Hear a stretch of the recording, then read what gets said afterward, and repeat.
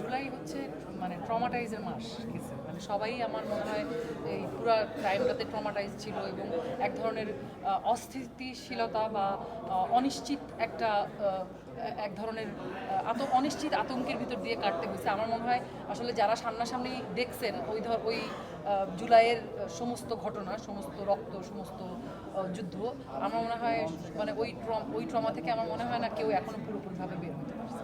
আচ্ছা আপু, জানতে চাচ্ছি যে অবসর সময়টা আসলে কিভাবে কাটে, যেহেতু জুলাই মাস শুধু বলবো না, হ্যাঁ। বছরের বিভিন্ন সময় কোভিডের সময়ও মানুষ তারও কাজ ছিল না, এই অবসর সময়টা আসলে কি করে? অবসর সময়টা আমরা যেটা করি, আমরা চেষ্টা করি আসলে একটু নিজেকেই সময় দেওয়ার, নিজের পরিবারকে সময় দেওয়ার। থ্যাংক ইউ ভাই, আপনি একমাত্র ভালো মানুষ। আচ্ছা আপু, ক্যামেরা সেবা করছেন। ওকে, তো সেটা হচ্ছে অবসর সময়ে যখন আমরা সময় পাই তখন আমরা বেশিরভাগ মানুষই চেষ্টা করি, বা আমরা শিল্পীরা বা আমি চেষ্টা করি, সবার হয়ে প্রতিনিধি হয়ে কথা না বলি, আমি চেষ্টা করি যে পরিবারের সবাইকে সময় দেওয়া, মানে পরিবারের সবাই মিলে কিছু করা বা বাসায়ই থাকা বা সবাই মিলে কোথাও যাওয়া, মানে পরিবারের মানুষজনদেরকে নিয়ে থাকা। কখনো কি মনে হয়েছে যে অভিনয় শিল্পী কেন হলাম, যেহেতু বাংলাদেশের প্রেক্ষাপটে অভিনয় শিল্পীদের কোনো না কোনো সময় কাজের মানে আসলে বা কাজ হাতে থাকে না বা অবসর সময় চলে আসে, এরকম কি কখন মনে হয়েছে কি? না, অভিনয় শিল্পী কেন হলাম এই প্রশ্ন কখনোই নিজেকে করি নাই, বা ওই প্রশ্নটা নিজের প্রতি আসে নাই। বরং আমি বলতে চাই যে আমি খুবই proud, I am very proud of my self, এবং আমি খুবই কৃতজ্ঞ, আমি খুবই গ্রেটফুল প্রথমে আমার সৃষ্টিকর্তার কাছে এবং আমার পরিবারের কাছে, যারা আসলে এই অভিনয় জগতে আসার জন্য আমাকে সাপোর্ট করেছিলেন। আমি তাদের কাছে কৃতজ্ঞ, কারণ এই যে আজকে আপনারা এতগুলো ক্যামেরা আমার সামনে, আমি যদি অভিনেত্রী না হতাম আপনারা তো আমাকে মানে পাত্তাই দিতেন না, সত্যি কথা। যদি আমি সাধারণ মানুষ হতাম আপনারা আমাকে পাত্তা দিতেন না। আমি খুবই সাধারণ একটা মানুষ এখনো পর্যন্ত। সো আমি আপনাদের কাছ থেকে যেই ভালোবাসা পাই বা আমার প্রতি আপনাদের যে আগ্রহ, বা কোথাও গেলে অভিনেত্রী হিসেবে অনেক সম্মান পাই, সামহাও মানুষ চেয়ারটা ছেড়ে দেয় যে আপু বসেন। তো এটা এক ধরনের সম্মান আমি মনে করি, এবং আমি খুবই প্রাউড এটা নিয়ে, মানে অহংকারী না, মানে আমি খুবই গ্রেটফুল, আমি খুবই কৃতজ্ঞ।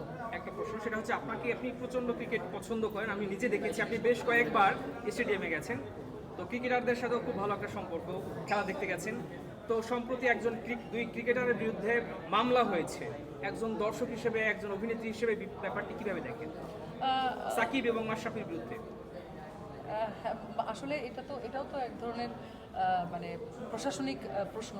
আমি ব্যক্তিগত মানুষ হিসেবে বা দর্শক হিসেবে বা একজন ক্রিকেট লাভার হিসেবে আমি বলতে চাই যে আমি জানি না এটা নর্মাল প্রসেস কিনা, যে আসলে রাষ্ট্রীয় কোনো ঝামেলা হইলেই পরে সবার নামে মামলা হইতে হবে, বা এটা মেবি ওইরকম ধরনের কোনো প্রসেসের কারণে ওনারা পড়ছেন। কিন্তু খামাখা হয়রানি দিয়ে মামলা করাটা, এটা আমার মনে হয় আপনি মানে কেউই সাপোর্ট করবে না, সেটা আমি হই, সেটা সাধারণ জনগণ হোক, সেটা জার্নালিস্ট হোক, কেউই আসলে অহেতুক হয়রানি মামলা নিয়ে মানে মামলায় যদি পড়ে, এটা কারোর জন্যই সুখকর নয়।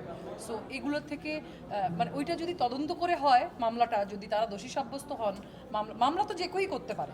কিন্তু আমাদের সমস্যা কি আমি বলি, এখন আপনিও চাইলে আমার নামে মামলা করতে পারেন, কিন্তু সমস্যা হচ্ছে আমরা জাজ করে ফেলি, মামলা হয়ে গেছে বলেই আমরা জাজ করে ফেলি। তো মানে জাজমেন্টটা এখনো আসে নাই, শুধু মামলা হওয়ার পরেই আমরা তাকে দোষী সাব্যস্ত করে দিই, ওর নামে মামলা হয়েছে তার মানে ও দোষী।